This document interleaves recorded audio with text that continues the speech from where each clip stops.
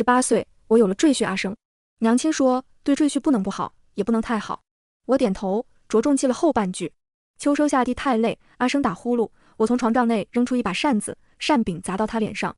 阿生从矮榻上起来，神色还迷蒙着，健硕的身子蜷在床边，无半点埋怨。娘子，我给你打扇，等你睡着了我再睡。我哼了声，转身心虚咬着手指，会不会太不好了？因着这心虚，他穿上大红官袍那日，我忙递出了和离书，他却猛然变了脸色。我爹18那年成了秀才，那年他意气风发，如今48仍是秀才。为着考学，他硬生生拖到30才成婚。婚后他心心念念要将希望寄托在下一代身上，可惜只生我一个女儿。幸好我娘虽是高嫁，却很能拿住她。她为生出旁的心来，只嫌自己人老，生不出儿子。但她日日狱卒，娘亲在操持全家之余，还要分神呵护她。那些话我听到耳朵都要起茧子。幼时也曾经偷偷哭过，只恨自己不能变成个男孩，如今变成了藏在躯体里的反骨。可那时夜里哭，白天念书，以致我身子弱，声音也小，偏心里又不服输，于是长成了我如今为人又怂又想。情绪稍重些就眼含热泪，和人吵架更是浑身发颤。明明我心里有的是成算，偏偏说不出来。我爹一辈子盼着离开灵水村，我偏要一辈子待在灵水村。我爹祖上传下来的山林水田，在我娘手里蒸蒸日上，城中都盘了好几个铺子，10里8乡都称她一句金夫人。我娘不姓金，我爹更不姓，此乃金银的金。鞭辟城镇，有能之人少，个个都有自己在外的称号，我十分羡慕。小时候我爹将我抱在怀里，他要我学诗，我非翻出了匣子里的地契。他妥协，放下书，乖女，这些都是你的嫁妆。我撇嘴，我不嫁人。声音太小，我爹没听清，又翻开诗词给我念。我要招赘婿，这话我足足憋到16岁才敢说出口。到了17岁这年，家里开始给我物色人选。我爹喜欢他私塾里温文尔雅的读书人，我偏不喜欢。读书人的收益太晚，3年又3年，有时候一辈子也看不见回报。何况有了回报，也未必能受益于我。不如庄稼，种下去就发芽，守好地就有收成，一季收一季的利，总能保个本。我要选阿生，我两手交缠在一起，找了个没人说话的时候出生。我爹瘫倒在太师椅上，这怎么使的？他不过是个种地的。我娇娇的女儿怎么能配那样的莽夫？家里无靠也就罢了，还有病殃殃的老子娘等着花钱呢。正是日头足的时候，我爹的私塾外是我娘掌管的一大片田地。春耕忙，我家地最多，请了数不清的汉子，人多了总有寻机会偷懒的，擦汗、喝水、扯几句闲嗑。最中间有一个背影像座小山，头也不抬，只知道往前赶，属他做工最快最踏实。他裹了件粗糙的麻衣褂子，露出2条强壮的胳膊，日日劳作却不像旁人一样黑得吓人。被衣服遮住的地方分明是透白的皮色，可见是天生的皮肤，冬天一养就白了。旁边喝水的人笑他，傻子，亲丈人也不抵你这么做的。他抿了抿唇以作回应，不说话，却也没有冷脸示人。身旁的人笑着拍了拍他肩膀，散开自去干活了。我娘端坐在椅子上摇着扇子，并未出言反对。我站在窗边，眼神跟着那座小山，听着我爹絮絮叨叨，实则全然不过心。阿生家里清静，只有一对养父母，养了他又忘不了早亡的亲儿子。使唤他忙里忙外，冬天要吃河里的鱼，夏天要饮野蜂蜜，只差把人折腾死，骨髓都敲出来吸了。不过那夫妻得了病，眼瞅着活不长了。阿生是个笨又孝顺的，一心赚钱给他们治病，这样良善的性子搭上强壮的体魄，最适合娶回家，种我们家那一望无际的地。我爹闹了一通，我自岿然不动。那家姓陆，但他们不愿出钱给阿生上契书，所以阿生连姓都没有，嫁过来正好和我姓周阿生。我默念，觉得很好听。我选了他。娘亲说，等我成婚后，就将东面一半的田地和山林交给我经营，还有一整个小山头，随便我做什么，他都不再干涉。我在窗边扒拉算盘珠子，畅想着像我娘一样成为家里最有用的人，像他一样能体体面面的大声说话，像他一样威风，说的话所有人都听。至于他会不会同意，这我从未考虑过。他还能不同意？他能。阿生惧了，我爹捋着胡子，面上似笑又不敢真笑。我乖女家财丰厚，财名在外，岂是他那门户配得上的？你莫要再倔，还是选阿爹给你找的秀才郎，那孩子可是愿意的很。我扔下了算盘，我娘笑着捡起，不急，为时尚早。原来是周家父母不同意，说亲的人还未喝下第一口茶，就被赶了出来。阿生根本没开口，我就知道他如何会拒绝，但我仍是要先见他一面。面色闷红的男子双膝并拢坐在窗外，我盯着他的侧脸，伯父伯母膝下只有你一人，不愿使乃人之常情。我虽有些中意你，却也不能强人所难。他微微拳指，拢紧了双拳。3年前的秋天，阿生的养父得了病，突然需要一笔快钱，他才来做了麦克。自那年后，春夏秋冬，他年年来我家里做工。沉默寡言的一个人，习惯了低头垂眸，见到我的每一次，却都会偷偷瞧上一眼。阿生，我只是想听你的答案，你也不愿吗？我的声音很小，可他是听得到的。他猛地站了起来。他的双目有水光闪动。我关上了窗子，竹框落下，震得我手微微发颤。若是让我爹娘出面，必有法子能打断那2个老妖怪施法，可我不想。我已经先走了一步，选了阿生，怎能让我再走一步，莫成婚便上赶着掺和男方家事，没得叫人以为我非他不嫁了。这怎么可以？我等了3天，独自巡视了那个矮矮的山丘。山顶有一个小宅院，半山腰是种了几十年的树，地上有野葱野菜，山脚靠近路边的地方有一片杨梅树。我预想着成婚后如何安排这里。阿生那边的消息却始终没有传来。我皱眉，站在路边用手帕擦了擦血，在抬脚时就向着家的另一头走去。刚拐过阿生家路口那棵大树，就遇到一个在哭的男人。粗糙的麻布衣裳，黑白分明的脖子，小山似的脊背隐隐颤抖，像个婴孩一样蜷缩在石头和树之间，真没出息。我很讨厌男子的软弱，那会让我想起我爹和我自己。我看中了阿生山一样坚实的臂膀，却没人告诉我山也会哭的。我心下想着，是不是该换一个人，毕竟这是很容易的事。赘婿在村里等同于断子绝孙的大事，妻主是主，赘婿是奴。哪怕再穷的庄稼汉，也发狠地想着要讨个媳妇，绝不给别人家当牛做马。倒是我爹教那些读书人，能屈能伸的多些，腿却已经不受控制地拐进了石头旁边，居高临下地看着那个男人，递出了一条手帕。我娘亲他，他说如果我去入赘，就死在我面前。他说的断断续续，很急。那你呢？我想什么？入赘，给你。他眼眶红红地看着我，带着一种干净的笨拙，我得到了一种奇异的满足。我仔仔细细地打量了他一番，像我娘去挑牛一样，珍重谨慎。那你听我的。他老老实实的点头，一句话也莫多问。我的心脏跳得快了些，掩饰的又拿出一张帕子。方才那张是脏的，你用这个。没擦之前脸上只是水印子，擦了之后变成泥条子了。我佯装镇定地回了家，实则心里乱成了一团麻。坐在小桌前，我移开算盘，取出一张纸，慢慢梳理。我自小在心里埋怨我爹没用，可他教我念的书识的字，终究还是影响我一生。陆家舍不得脱手阿生这个千依百顺的养子，唯有以更大的利益动摇。我写下一条，要给银子。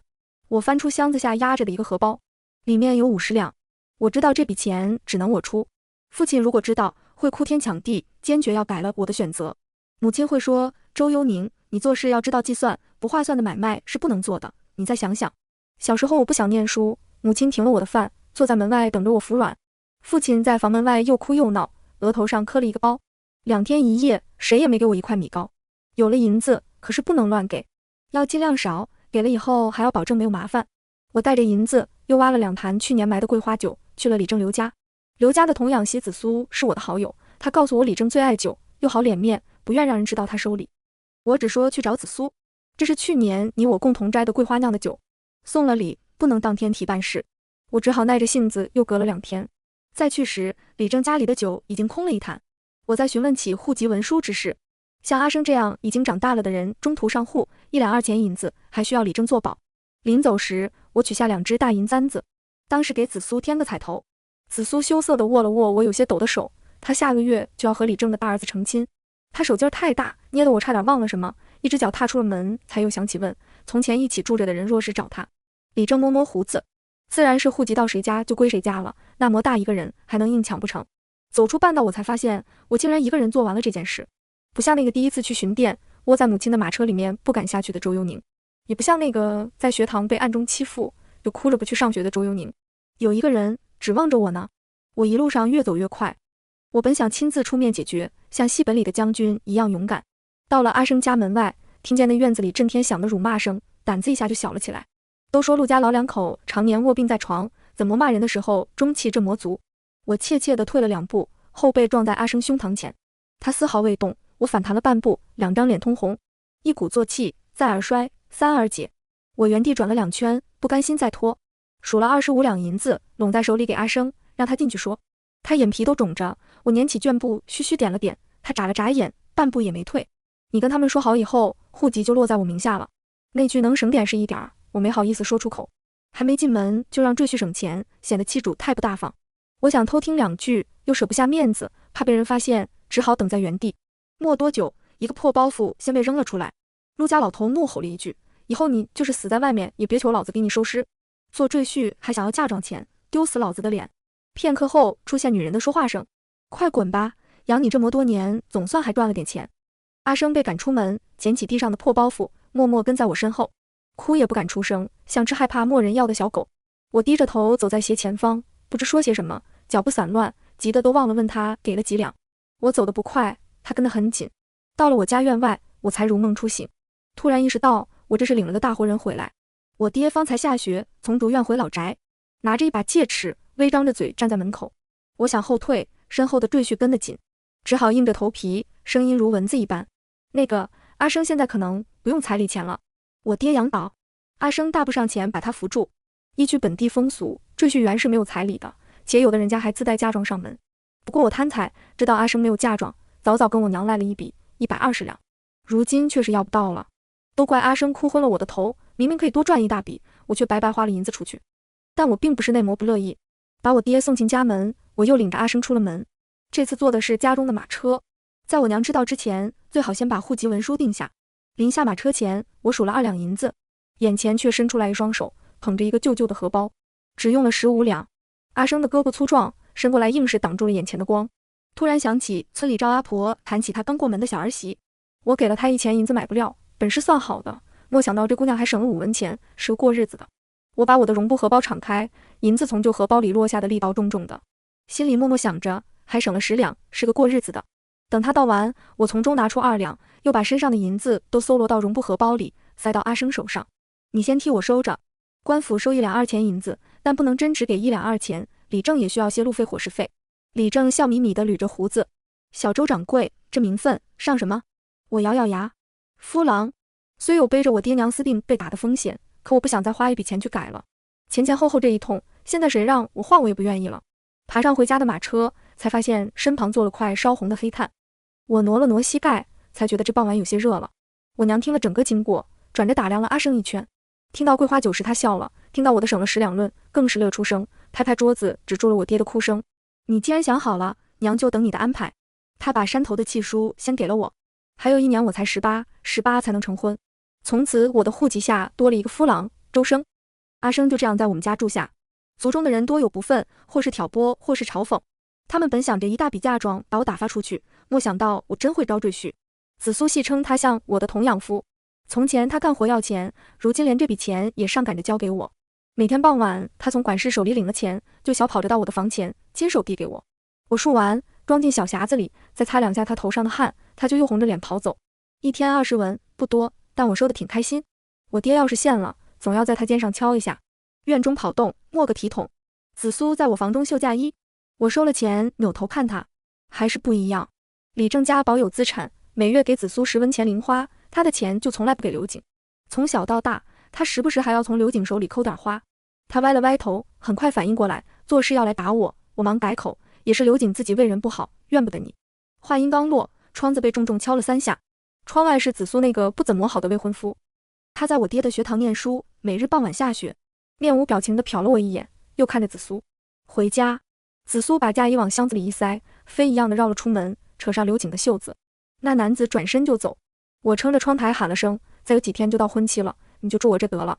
刘景的步子更快了，一脚简直要飞起来。一路到了门口，子苏甩开他袖子，朝他脑袋上呼了一巴掌。他终于安生，好好走路。我在后头看着乐不可支，笑完后我笔直自省。我似乎也没有对阿生很好。第2天，我第一次踏入他的房中，那破包袱被洗得干干净净，在我看来仍是一个破包袱，里头只有一件冬天的芦花衣。芦花根本过不了冬天，他以前的养父母实在阴毒。床头是3件刺手的麻衣，他其余季节一向穿着这些。阿生在我家唯一变的只是如今单住一间屋子，仅是比从前的大通铺好一些而已。我换管事搬了柜子来，把他的旧衣服放进去，吩咐人去镇上买几件成衣和鞋，赶不上我的绸缎，至少是布的。我一通布置，在使人去拿摆件时，人却被扣下了。我去找人，却看见母亲和阿生都在库房外。阿生和管事站在台阶下，母亲坐在库房外的太师椅内。你觉得他过得不好？家里亏待于他？阿生刚从地里被叫回来，一脸不解，听了这话，忙要鞠躬。我迎着母亲的脸色，小腿颤颤往上走了一步。可他确实过得不好。我心里有许多要说的，他是我的夫郎，怎么能住那样的房子，穿那样的衣服？阿生已经弓下身子，忙道：在府里的日子是我一生中最幸福的日子，幽宁不必为我操心。我更是鼻酸，像有什么东西堵在喉咙口。我像是偷了别家的东西喂养自家的猫，被抓住了。我的小猫在地上可怜的哀嚎。母亲面色未变，眼看我吸气的声音就要控制不住。母亲叹了口气：家里以后都是你的，你想要安排也有自己的道理。不过要想让夫郎的日子变好，妻主自要勉力。他打开了库房，转身离去。我默了默，收拾好自己的语调，才镇定地转身，吩咐管事拿摆件。阿生嘴笨，只是蹲在我身前，颠三倒四一遍又一遍地重复。我真的觉得过得很好，现在就很好，在幽宁身边就很好。我糊了张帕子在他脸上，把一整张脸都盖完，自己偷偷抹了把眼泪。妻主是一家之主，非大事不能哭鼻子。我暗自反省着刚才说话时的颤音，下次一定要掩饰得更好。这次的摆件可以从母亲手里要到，如果我要银子，向我爹撒娇也可以轻松要到。我知道我方才那些心中的话说不出口的原因，阿生是我的人，等我们成亲，就有了自己的小家。难道我要一辈子靠父母的接济养家吗？这是无用之人。指尖触碰到阿生晒得黝黑的脖子，我前所未有的渴望自己赚到银子，至少等冬天到了，要赚到给阿生做厚实棉衣的钱。我收拾了东西，去住在山头上，靠山吃山。我现在只有那么一座山。杨梅花期已至，往日负责照看的短工照就来了。今年春日平静，花开的繁盛，可太繁盛也不好，一枝一枝的掰下来，剪掉几朵。我远远在山腰上站着，听干活的人隔着林子讨论些家长里短，便知一贯是什么形式。从前家里并不太过看重这片杨梅，收成好就拖出去卖，收成不好就留着自家吃。短工自然也就囫囵个大概。我掂了几下荷包，走下山，绕着林子转了一圈，和人略打个招呼，再去找人给我拿了个剪子，不言不语的在中间开始剪花。不大的一片杨梅树林，还是头回只花了1天就剪完了。回了屋子，才发现我双颊赤红，额头也被飞虫折了几个红包，指尖和虎口连带着掌心都疼得厉害。照料我起居的赵妈妈和银叔都是母亲的人，我出门一向不带他们。二人见了我，急得脚下生风，收拾好一切，将我紧紧按进了床褥内，再不准我去做活。我在床帐里敷了药的手指疼得直流泪，却不敢把手伸出来擦。盖因他二人一个睡在脚踏上，一个睡在窗边的矮榻上，我不愿有什么消息传到山下。中途紫苏和刘景举行婚仪，我提前3天回去。紫苏没有娘家，要从我府上出嫁，这是我主动向家里争取且成功的第一件事。儿时我在学堂，我爹是夫子，他觉得各家都是乡里乡亲的孩子，要骂人之前最好用自己家的立个范式。日日被夫子骂的人，就是学堂里地位最低下的人，人人都可以打去2句。我爱哭，他们便叫我小哭包。刘景是唯一不关心这些的人，他除了念书什么也不关心。我娘终日忙于生意，得知我在学堂里半个朋友也无，偶有斥责：你怎可一点不与人交往，往后的路怎么走得出去？我爹说不过是口舌之争，心性太弱，难当大任，若你是个……可我就是个女子，还是学堂里唯一的女子。有人嫉妒我是个女子，有人都怨我是个女子，有人笑我是个女子。我即使绝食也无法改变命运，只差溺死在童年的那场噩梦里。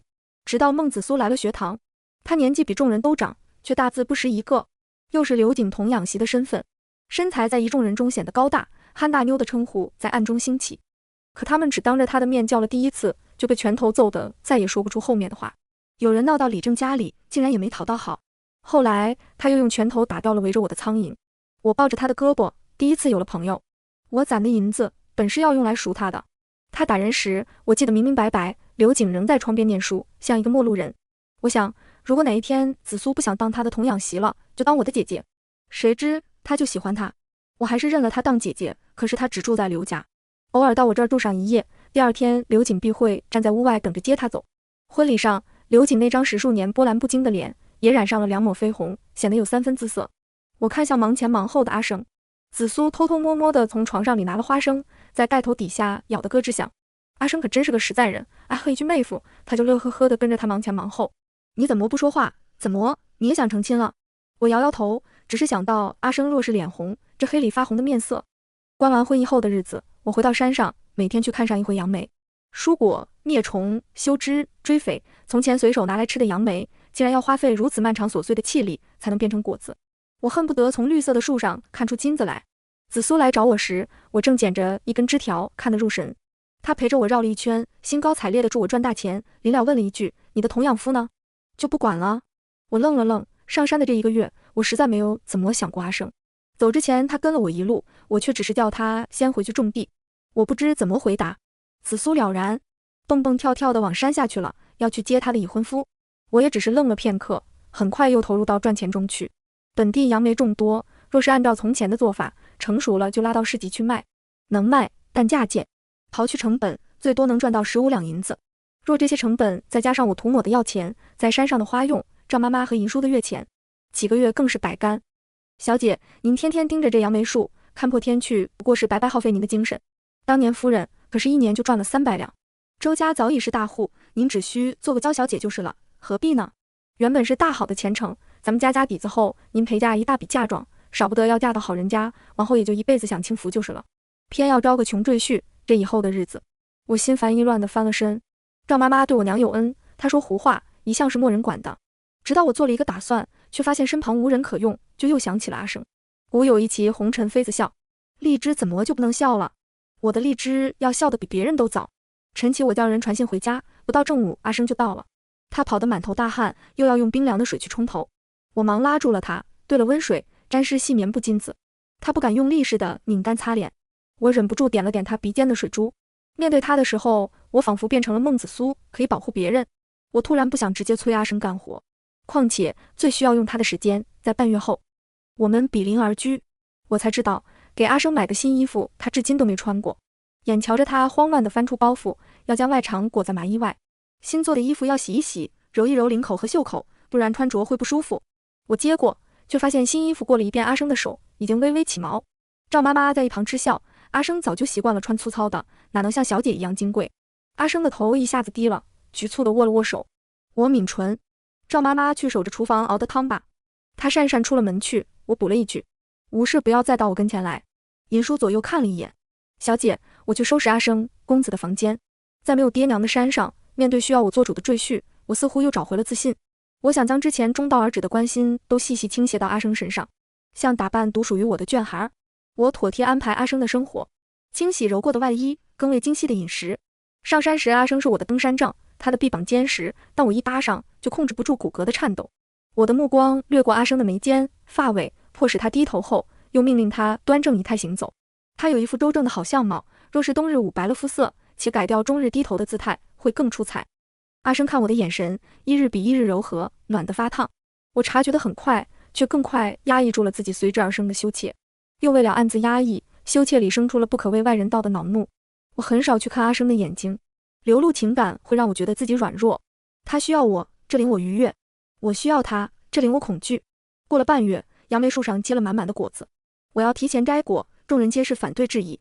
我隔着人群看向阿生，他利落地换上苎麻褂，其余人稀稀拉拉地跟上他，快速收了一半将熟未熟的杨梅。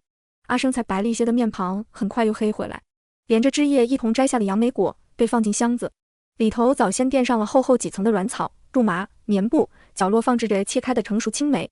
快马运送到州府，在途中杨梅已经自然成熟，2钱银子租赁一个市集铺位，很快出手。赚这笔钱，途中照看的功夫最为辛苦，既要掌握路程，又要保证果子品相，还要统筹人手。我强自镇定，而在我之下，全然听话的唯有阿生罢了。似乎无论我要做什么，阿生都会跟着我。再回到家中，我要先沐浴更衣，阿生也回了自己房中休整。尚未向爹和母亲展示我的成果，赵妈妈已先行一步去告状。待我去时，我爹未语，忙着学堂内的事务，他始终觉得商贾上不得台面。我娘听了赵妈妈的话，只说对赘婿不能不好，免得日子过不好，更不能太好，以免养大了心思，被卷了身家。我紧紧攥着钱袋，着重记住了后半句。我对他好的时候显得那么真诚，拨开心去看底，却是微微的凉和应。许是耳濡目染。娘又说，不过赘婿而已，若是过不下去，也能换的。我并不想再听，有些期待的敞开钱袋，想让娘亲看一眼。她看了，然后走了。我赚到的16两银子，只是点了点头，便无人在意。我垂手望了望地砖，眨了几下眼睛，渐渐看不清砖面的细缝。厅内早已没了人，我沉默站着，片刻后转身。屋外3两声仓促的步子，我突然想到什么，心跳如擂鼓，却挣扎不出追赶解释的力气。等声音远去，我才出了门。年末，我大清早从阿生手里拿回了给他发的私房钱，只为凑齐100两。阿生，等我拿去给娘看了，就还给你。阿生穿着簇新的棉袍，入冬起我给他买了5件，这是我上山前的承诺。我颇有成就感地踮起脚拍了拍他的肩膀，他直勾勾地盯着我，幽宁，我的本来就是你的。这一年，阿生被我养得不那么黑，显露出俊朗英气，在待人接物中与我一同经历，身上也少了先前那股畏缩劲儿。他认真看我时，气势一上来，我都快忘了这是我选的那个会在石头缝里哭的赘婿。他嘴上说着他是我的，眼神里却像还藏着后半句。我愣了一下，缩回手，装作看不见，回了家。到了马车上，我抛了抛多余的思绪，捧着手里的100两，这对我而言是很大的一笔银子，而我只用了1年就赚到了。这次总该夸夸我了吧？我翘了翘唇角，又伪装似的压下去。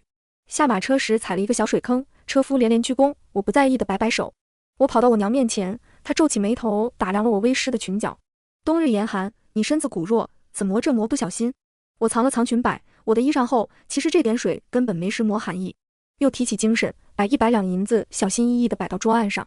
他抬起眼皮扫了一下，又在我发红的手背上停了一下。做生意最忌自满，100两便慌里慌张，怎么担得住家业？若是没有现成的山河人，你可知成本几何？家里难道真的缺你赚的这点钱？赵妈，快给幽宁取衣服来！我这才如坠冰窟，推开叽叽喳喳的婆子，我转身想回到山上。余光里，我娘这才诧异地抬头，我爹在门口拦下我：“乖女，你若是缺银子，找爹，爹就能给你，何苦把自己弄得苦兮兮，不像个娇女儿？今年学堂的束修刚收上来。”我恼怒地推开我爹，身后传来厉声呵斥：“周幽宁，你这是什么做派？”我跑回了在家石柱的屋子，回到被子里无声地大哭一场，哭昏了便睡过去，半夜又惊醒，如此反复，仿佛生了一场不会好的病。我想要的一直没有出现，或许永远不会出现。醒来后，我再也不上山了。第2年春，在我无所事事的无名焦躁中，迎来了我和阿生的婚期。刘瑾半月后要进京赶考，子苏留在家中。这几天，2人都在为我的婚仪搭手。子苏把家里早已准备好的婚服又翻出来细细查看，我被懒得倚在窗边。没想到刘瑾那面冷心冷的，也有帮人打点婚仪的一天。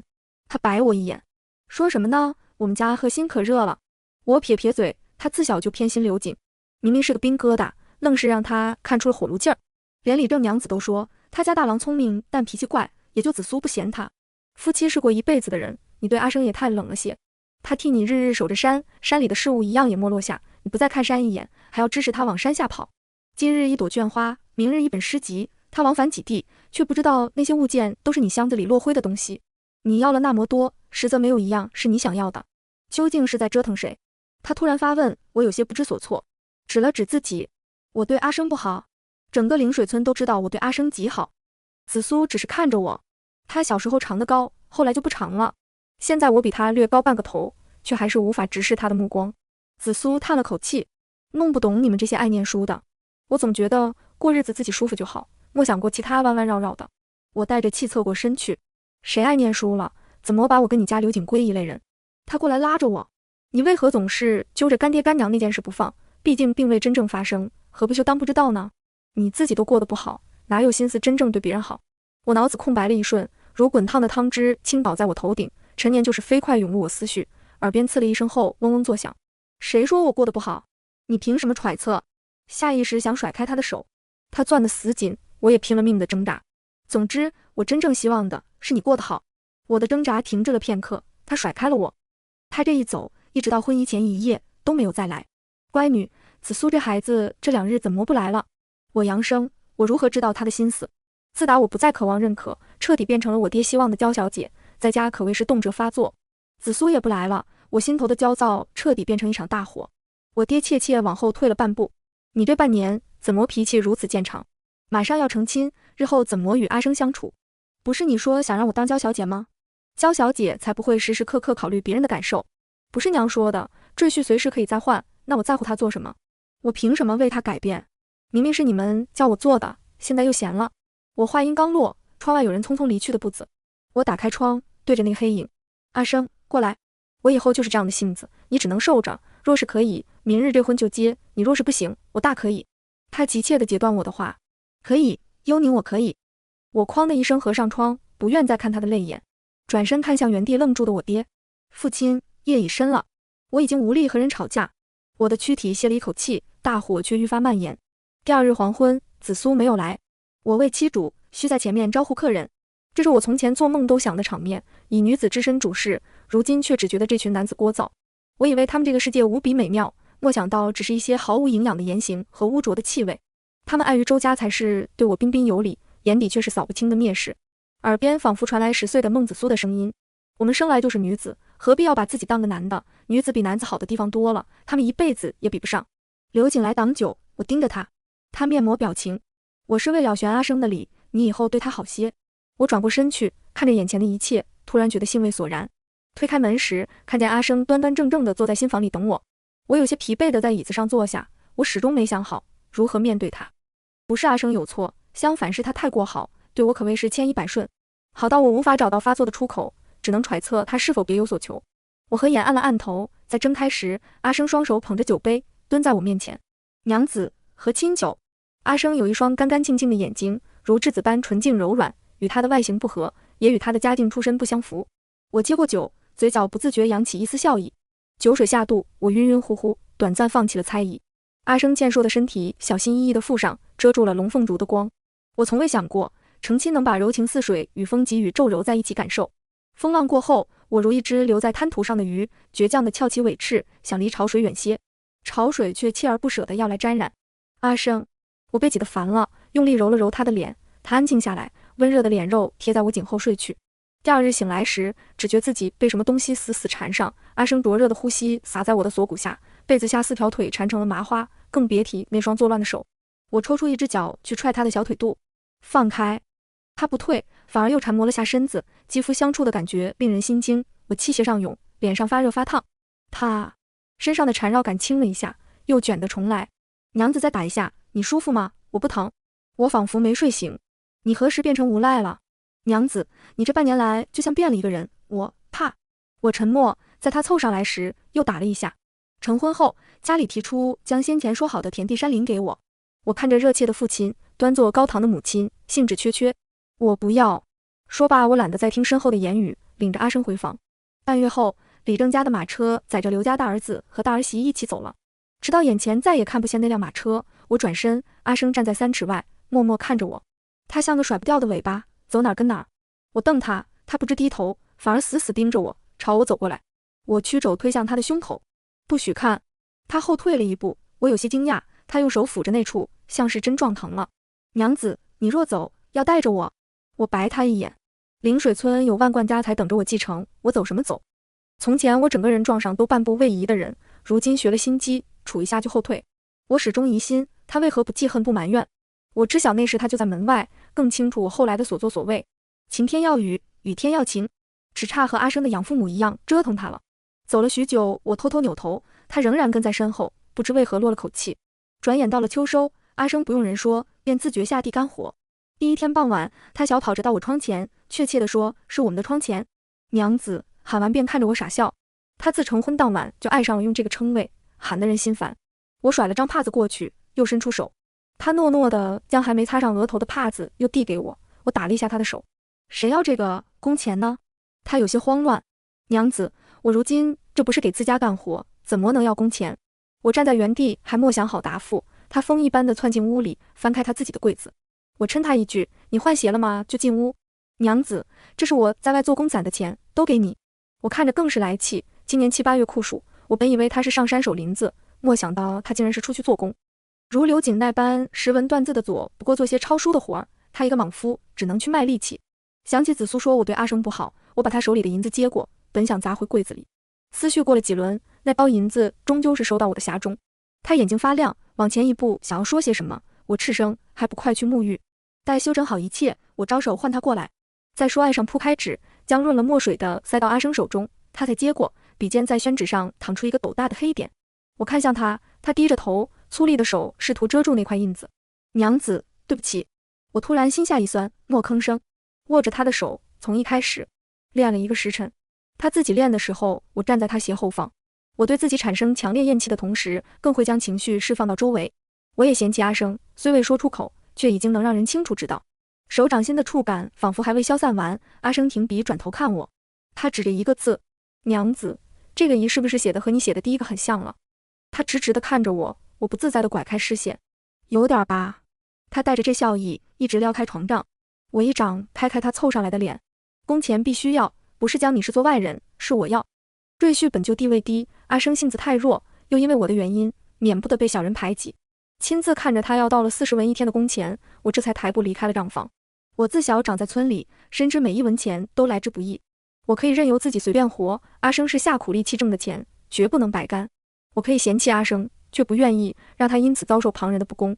反复的内心解释不知在遮掩些什么，让我有些恼了自己。午间休憩，阿生偏要回房睡午觉。娘子，我回来了。我嗯了一声，他便轻手轻脚地擦手擦身走进屋来，总是笑得这样没心没肺。我又嫌有汗味，赶他去矮榻上，他仍是乐呵呵的。我放下床帐，不想看见他那张笑脸。许是秋收下地太累，阿生竟然开始打呼噜。我翻身，终于找到一个出口，从床帐内扔出一把扇子，扇柄砸到他脸上，声响这般大，不若另安排个屋子给你。阿生从矮榻上起来，神色还迷蒙着，健硕的身子蜷在床边，无半点埋怨。娘子，我给你打扇，等你睡着了我再睡。总之是不换屋子。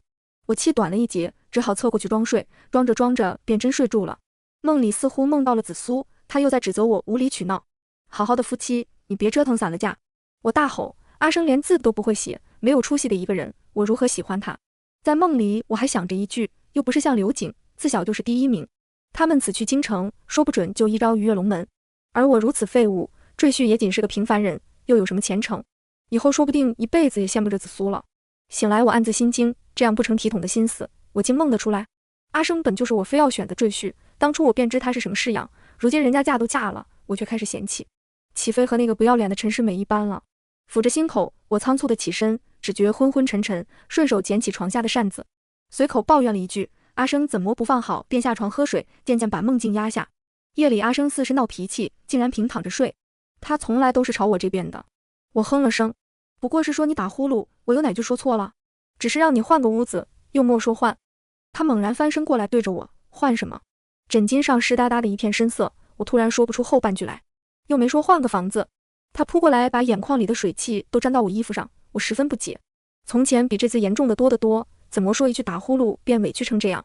只好摸着他的头安慰一番。不想从此之后，他仿佛得了什么依仗，愈发爱委屈，爱粘人。一应身家，连同那个死也不愿意扔了的破包袱，全都塞进了我金贵的香笼里。挣了半文钱也马上塞进我的匣子里，混在里面，分不出你我。秋收后的休憩日，还要我亲自给他选上身的衣物。我一边在衣柜前翻找，一边推开他爱得过分近的身子。娘子叫得更是顺口，愈发哼哼唧唧，我终是忍不住拍拍他的脸。走开些。他就是将脸躺到我手掌心里。我真气笑了。新年，我从匣子里拿出一笔钱，让阿生去镇上买冬衣。我们二人加起来已经有200多两银子，在村里也绝对算小富之家了。他看着里面混杂的铜钱，露出满意的笑。做夫妻久了，我愈发能发现他的小动作。给我也买2身吧。我衣裳多，往年都是由家里请人来做，让阿生选2件成衣，若是他眼光太差，也不妨碍我什么。娘子，你不去逛逛吗？郎，我不去。把阿生赶出门，我摸着匣子里的银子，因为我单方面的耍性子，家里的事务我一概不管，但毕竟不能坐吃山空。秀才的女儿脾气大，商人的女儿忍受不了银子一天天变少。想到这儿，我又被自己气笑。我每一次崩溃都没有等来父母的安抚，他们永远不会在乎，只会说不成体统耍性子难当大任。偏偏我也这样长大了，真是命硬。甚至像个哑巴，永远说不出自己的委屈，时间一长，还是会选择淡忘当时的痛。一次又一次，像赶不走的小狗，和小时候一样无用。本是冬日难得的大晴天，我的心又沉郁了起来，索性放下，先睡个囫囵觉。日头西移，一阵尖利的喊叫传来。我撩开床帐，赵妈妈站在屋外。小姐，那阿生又惹事了，您快去看看。我瞧了一眼他的脚，胡说什么？想吵死我是不是？他往后退了一步。我带着气来到正厅。母亲，这又是做什么？我们用自己的钱买2件衣服，你也要管吗？母亲抚掌狠狠拍向桌子。你向谁发火？我说什么了？还不是赵妈妈传的话，阿生又惹您生气了。赵妈妈脸上的幸灾乐祸骤消，偷偷溜出了屋子。乖女，你怎么如此对你娘亲说话？我一听这声乖女便更烦。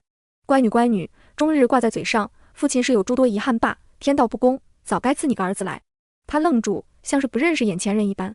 高堂上的母亲仍然端坐着，我继续开口，也免得我一个女儿天天碍眼。我跌一下子跌坐在椅子上，我按捺住差点抬起来的手。阿生跑过来握住我的手，想要说些什么，我将他往身后一拉，眼前突然闪过一阵掌风，正映在我右脸上。夫人，娘子！我娘怒气冲冲地站在我面前，含辛茹苦地养你一个长大，数年爱与呵护仅抚育你一人，你就是这样孝顺父母的。我长松一口气，喊出来的话再也不颤抖。你们早就想过祭四子，还说只有我一个。若不是二堂哥突然发病，我早就有一个哥哥了。面前的女人愣住。从小到大，族人嫌我占了位置，父亲嫌我不能科举，你嫌我撑不起生意，我哪样没有用尽全力的努力过？刘瑾的文章做得好，便是神童；我做得好，爹就说可惜，我努力做生意，你说我利欲熏心，我不做，你说我纨绔废物。母亲，您告诉我，我究竟要做到如何，才能比得上你们命中那个没得到的儿子？幽宁，幽宁，爹不是，爹！我推开他，阿生将我裹进怀里。咱们这一家子何必说的那么真挚，非要互相瞒着，才有这父子女孝的日子过罢了。母亲举起一只手指向门外，那就离开这里，没了我们，我倒要看看你能过成什么样。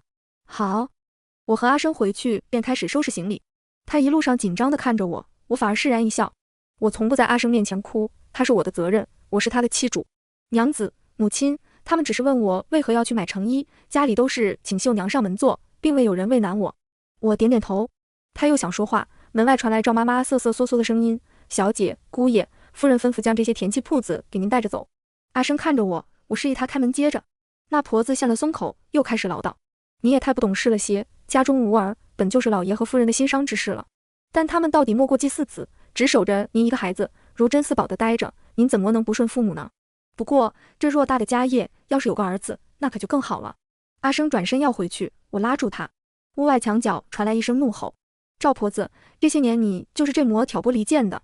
我爹每次吵完架就会来听墙角，从不是书里说的君子。屋外吵嚷着走远，我神色如常地收拾东西。阿生反而沉默下来。我抽空瞧了他几眼，不愿解释。我现在走了，可终究还是要回来的。赵婆子的话虽难听，却正是我和父亲母亲之间的关系。我怨过恨过，不过是恨他们爱我不彻底。可他们也真的爱我，他们更是我永恒的责任。这样窝囊的心思，哪怕是枕边人也说不出口。只是这样看来，在阿生眼里，我除了对他不好，大抵还加了一个对父母也心硬的形象。我们又回到了山上，这一座不过300米的小山丘，却是我的启程之地。这次我准备先养鸡。在山上挑选荒地的时候，我耳边似乎能听见旁人的议论声。那么多生意不做，做着。连阿生也迟疑地看向我。夜里他捧着我的脚放到他腹上，我瞪他：干脏活累活的事不是有你吗？他又笑了起来，我安了心。我自小就有一个癖好，喜欢看人摘果子、捡鸡蛋。当时的我只能接受做最后一步摘取的过程。我想，既然上次种果子能成功，这次养鸡也没什么问题。其实我不怕味道大，任何事只看付出与收获罢了。书里说的那些不为5斗米折腰的故事，我只会想，那位大人物应该是家中有100斗米，若1斗也没有，还硬是不折腰，一家子的日子不过了。那时候我爹说我庸俗，阿生一向是很能干活的，话少劲儿大，一个顶6个。鸡场得快，一个季节便可以出栏，爪子将地薅得秃秃的、松松的，可以种些花椒树。更重要的是，可以借此看看城中的14、9楼，与不同的人打交道。像将军上战场前，总要摸排地图。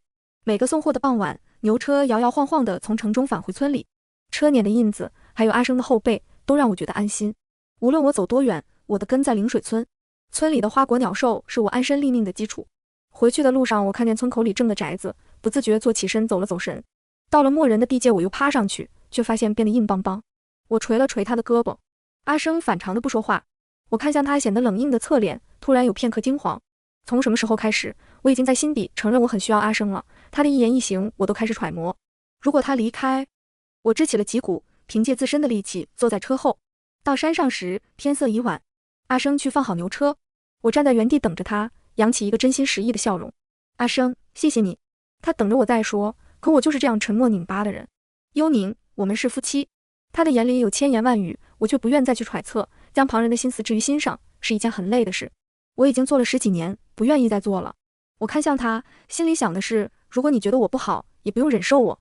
夜里我们相背而眠，谁也没有多说。我更不愿意阿生因为夫妻名分或者什么恩情而留在这样的我身边。在某个清晨，阿生真的走了。他用我教的字写下了自己的名字和短短几句话。最后一句是：娘子，我要去考试，若1年未归，不必等我。我看完冷吃，谁会等你？我明天就去把我们的婚书写了。拿起来再看，心想果然如此，情有可原。无人能忍受我太久。又看了一遍，我起身去翻银子，发现他只带了15两银子去京城，气得我把他的衣服全部塞到箱子底下。还看我举着他的袖子擦了擦眼泪，最后看了一遍，我愿他得偿所愿。他走之前不知道何时抽出的时间，安排好了赶车和打扫的人。除了夜晚无人给我暖脚，我的养妻生活一如既往。很快初夏变至，不需要谁为我暖脚了。到了种树的季节，我嫌花椒树多刺，改种了桃树。桃树温柔可爱得多，3年才能结果，但我不急。秋末，李正家里来了吹吹打打的一群人。刘瑾考上了，我早有预料。我站在光秃秃的桃树下，想着什么时候找个机会。那么大阵仗你都听不见。哎呦！我跑过去，从草丛里扯出一个人来，他恨恨地跺了下脚，我赶紧扭头忍住笑意。他把头凑到我眼前，看看这个首饰，这可是金子。我露出夸张的羡慕表情，他抿了抿嘴，把那金闪闪的东西扯下来。诺，送你了。我不接，他大怒。你这是干什么？我都主动和好了。我一哭，他一慌。哎，刘瑾朝中无人，被分配到隔壁县城做县令。子苏甚是满意。那京城里到处是贵人，没一个瞧得上这相关的，我瞧得上啊！我可太开心了。那可太瞧得上了，不说灵水村，就是县里，刘瑾也是上县制的人物。李正家的酒席想摆7天7夜，不过是被子苏2人驳回了。我们做生意的最知道官民之分，与他抵足而眠3夜，他走后的所有事就被我清清楚楚地坦白了。讲到我与父母的大吵，子苏长叹一口气：我早忘了父母模样，实在不能理解你为何非要戳破，明明可以糊弄着过，人生难得糊涂吗？讲到我与阿生，子苏更是惊得翻身而起，连夜给我补了200个他遇上的近视轶事。男人都是小心眼，一旦发达了，难免不会想起当年受的罪。若是他真考上，你可千万别提赘婿这茬了。再说你从前太过娇蛮，可千万求他别考上。我听后熬了一夜未闭眼。那年冬天，我学会了一个人烧热水灌汤婆子，一样睡得温暖。也回了家过年，学着子苏说的难得糊涂。第2年秋末，又来了送喜报的官差，竟然直冲着我家去了。我走到门外，被村民亲戚们围住。他们说阿生中了。我一时不知先恍惚还是先怀疑。他走之前的自己是能看的地步，不过1年半，人就脱胎换骨了。走进去，我才看见他穿着红色麒麟飞鱼服，坐在正堂上首，那束袖便能看出是武进士。迈入堂中，我余光瞧见他似乎站了起来。我有些慌乱，眼神往别处飘，正看到刘瑾。他从前便一脸死气，当了1年县令更是添了官威，让人看着就烦。我眼神转了一圈，又撇开，余光里的红色又坐下了。我的嘴角立刻垂下，看着一侧的我爹我娘，陡然清醒了许多。京城的繁华，子苏早已讲过许多，许多人一旦发达，就自动变了。他已走了1年多，早不是当年那个围着我转的赘婿阿生，更何况他是带着对我的怨气走的。是我被门外的亲戚说昏了头，竟下意识觉得与荣有焉。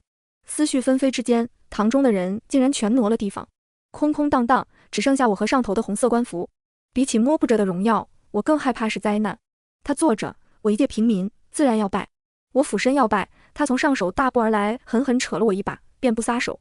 我心下一颤，更加确定他不是当年的阿生。顺着力道抬头，只看见一双猩红泛着血青色的眼，好是陌生。大人，您……我赶紧低头，飞快回想着他最想要什么。您与我的婚书，我早就消了，不会有人知道您曾经是我的赘婿。其实没有，不过先糊弄过去，再找李正办个快的，也能补上。从前多有得罪，我心下又是后悔，又是不忿。若说我无理取闹过，可他也不是全无获益吧。想着想着，我已经全然忘了当初我对他的真诚祝福。若是知道他的得偿所愿换来的是我的卑躬屈膝，我宁愿这个祝福给我自己。多有得罪，要怎么说呢？若说让他别计较，他非要计较怎么办？攥着我的手力气越来越大，我挣脱不开，被迫抬头看他。面前的人紧紧咬着牙，牙齿不断打着颤。我看过了，官府分明还有我们的婚书，从未改变过，我们是夫妻。我更是着急，想起故事里那些原配可怕的下场。我用力甩开他的手，拿起桌案上的纸笔，写了一封和离书。确实尚未办理，不过你我可以和离。若是妻主要销毁婚契，要写的是休书，更是毁了他的体面。他伸手接过，我松了口气，甚至有些后悔当年非要强求这段姻缘。若选个再平庸些的，说不准就能跟我一辈子住在灵水村，一辈子听我的话了。挣钱虽辛苦，可我愿意辛苦地当一家之主。久久没有回声，我抬眼去看，眼前一个泪人。魏石魔，魏石魔，你还是不想要我？我已经很努力变得厉害，魏石魔幽宁还是不喜欢。我默默挺直了背，终于在眼泪里找到了耳鬓厮磨过的熟悉感。明明是你要去奔自己的前程，离弃妻主，自行外逃，够我写8封休书。我叹了口气，和离书也算好聚好散，往后我们就此。他怒而打断我，是你心里想着别人。我本是愤怒，但当他说出刘瑾的名字，我一时不知从何开始反驳。他一一列举，从梦话到我在刘家门口的出神，到他自行揣测的青梅竹马，我一一驳斥，腰板越挺越硬。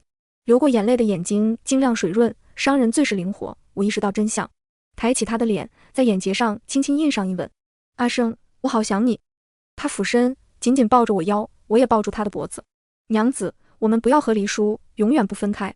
我松开手，不成的，我是个自私自利只想着自己的人，从小就讲，我想一辈子待在灵水村，我要当一家之主，这些都不会因为我对阿生的爱怜而改变。3年后，山上的桃花开了，阿生抱着2个孩子，我走在前面。阿生当年野路子半路出家，考了最末等，领了官身，在边辟卫所做一个小副职，每日风沙尘土，虽有些地位奉承，但俸禄颇不如意。试了官家日子，解了我那虚荣的梦境之厄，我们打道回府。我犟，但阿生的泪水一直能让我昏头，但是他又只听我的。后来回到灵水村，我逐步接手家业，过上男耕男织我管财款经营的幸福生活。阿生如今过得粗中有细，孩子的衣物都是他亲自备好，亲手揉软衣领袖口，入口的饮食都由他亲自喂。身形虽是个大块头，却甚是温柔贤惠。我们俩都是过得乱七八糟的人，却只想让他们感受最毫无保留的爱。山上的房子被扩成3个小院，一个归父亲母亲，一个归子苏家，一个归我们。今年我们2家人在此赏春，在山阴处的溪涧里见到一个浑身是血的人。我和刘瑾齐后退一步，刘瑾微微垂眸，我后背泛凉。当年他也是这样，那个差点过继位4子的堂兄，第2天就发病。我一眼识得那人身上的衣物价值不菲，不想惹上上层人物的风波。刘瑾还在思索计算什么，阿生和子苏已经冲上去将他救了回来。这人怎么受这样重的伤？再不救人就死了。他们2人都力大无穷，轻轻松松就把人救了上来。我们俩无奈对视一眼，认命地跟上前面热心肠的2人。